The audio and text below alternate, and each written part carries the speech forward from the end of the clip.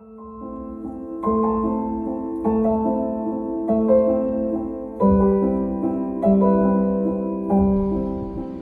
is sekere oomblikke in 'n mens se lewe wat jy nooit sal vergeet nie. En laasweek se oordenking oor Psalm 3 het my herinner aan my eie Psalm 3 ervaring. En ek het gedink ek gaan dit vandag so vinnig met julle probeer deel.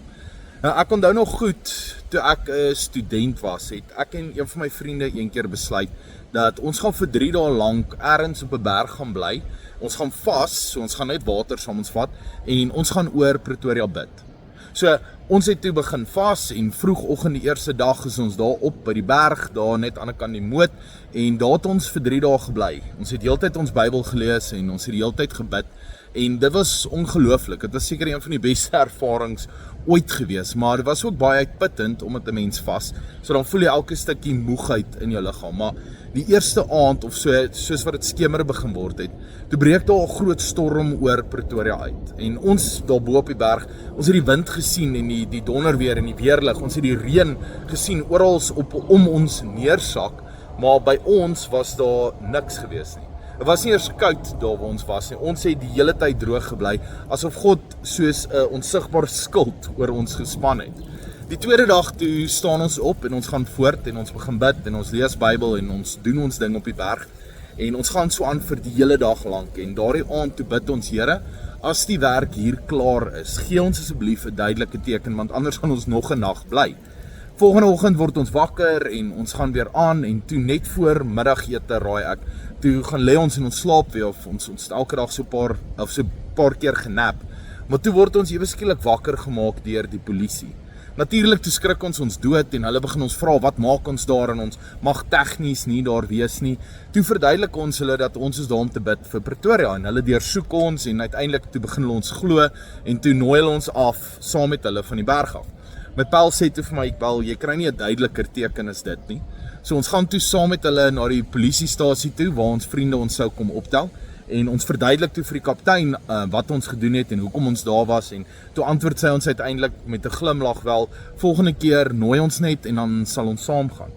Maar ons vra toe maar hoe het hulle daarop neergekom en sy vertel ons dat die polisie, of sy vertel ons toe die polisie op ons afgekom het en sy sê die vorige aand was daar blykbaar 'n gewapende roof onder aan die berg en die diewe het met die berg opgevlug met die polisie agterna.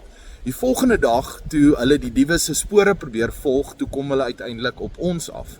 Maar ons het daardie aand niks gesien of niks gehoor nie. Ons het gebid, Bybel gelees en ons het geslaap. God het ons eenvoudig laat slaap, veilig en beskerm. Soos laas week met Psalm 3 kon ek nie anders as om aan hierdie gedeeltetjie te dink nie. Ek kan gaan lê, ek kan aan die slaap raak en wakker word, want die Here onderskraag my, hy bewaar my, hy behou my. Dis presies hoe dit voel om in God se hande te rus. Jy weet, die wêreld rondom jou kan storm, jy weet, daar is gevaar, jy weet, daar is dinge daar buite jou beheer, maar jy kan nog steeds aan die slaap raak, omdat jy gerus is in die Here. Dis die uitnodiging van Psalm 3, en dalk ook hierdie week vir jou. Wees gerus. Nie omdat jy sterk is nie, maar omdat God jou skild is. Nie omdat jy nie in gevaar is nie, jy bly in Suid-Afrika, maar omdat hy jou beskerm, selfs wanneer jy dit nie besef nie. Soos Dawid dit ervaar het, en soos ek het ook en my vriend op daardie 3 dae op die berg beleef het, so kan jy ook hierdie week weet, jy kan gaan lê, jy kan aan die slaap raak, jy kan weer opstaan, want die Here self dra jou deur dit. Die Here is met jou, dis hy wat jou bewaar. So wees gerus in daardie wete. Ek kyk nog steeds terug na daardie 3 dae en tot vandag toe wonder ek wat daai diewe miskien gesien het hulle ons dalk 'n aand gesien, miskien het die Here ons ekstra moeg gemaak 'n aand, sodat ons sal slaap, laat ons hulle nie raakloop nie.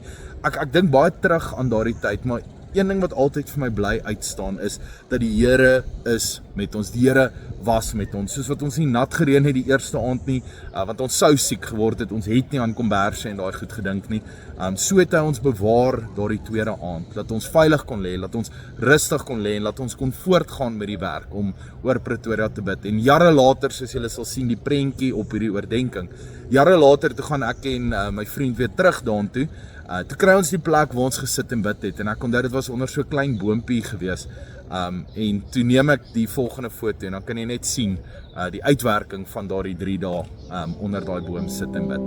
Tot 'n volgende keer.